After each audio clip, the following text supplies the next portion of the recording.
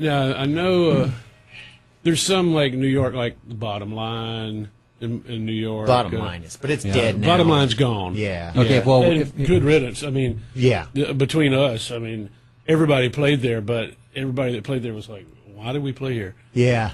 The Bottom Line literally had the worst hospitality of any club ever. No matter who you were, when you played the Bottom Line, and your dressing room was a little wicker basket with an apple and an orange and a couple of Hershey's Kisses, and that was your hospitality. So there was no rider for the Bottom Line. Riders don't exist at the Bottom Line, and the only person to if you played 2 nights, you only got the basket the first night. You didn't get it the second night. They And didn't the only person to ever get it both nights was Sonny Rollins, the jazz saxophone player. They went at that extra $5 for Sonny.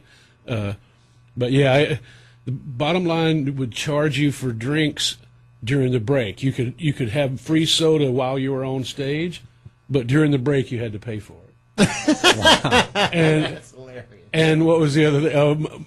My drummer, when I played there in 93, or maybe earlier, my drummer was Steve Holley, this British drummer, played with McCartney and Wings, played with Elton John, played with Joe Cocker, and he wasn't feeling good, so he said, can I get some tea? And they're like, we don't serve tea. He said, where can I get some? They're like, well, there's a deli across the street. So he went across the street and got some tea and came back, and they're like, sorry, you can't bring that in. And he's like, I'm the drummer. They're like, sorry, you can't.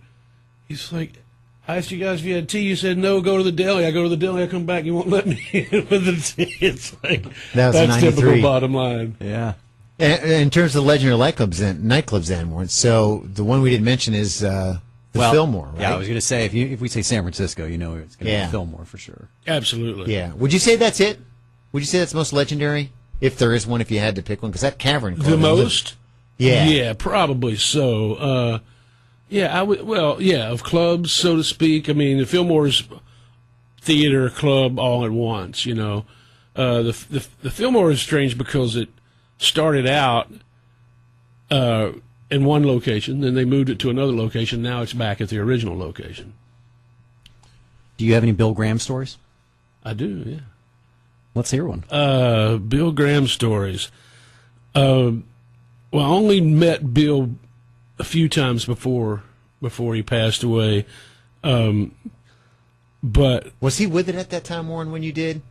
No. Yeah, he was not a guy you could really talk to when it got into the late 80s. Yeah, he would ride around on this little scooter. Yeah. And yell at hippies for not buying a ticket. Like if they were in the parking lot trying to wait on a miracle ticket or something, Bill would literally like get off his scooter and go over and start yelling at them, "You filthy hippie, buy a ticket!" You know. He's but I think we need Bill now. Is what I think. I really think Bill Graham would make the marketplace better right now. It wouldn't be so. I don't want to point any fingers, but it wouldn't be so much what it is. Yeah. If Bill was involved. And the short period of time I knew him, I really gained even more respect for him than I already had just from his reputation. Yeah.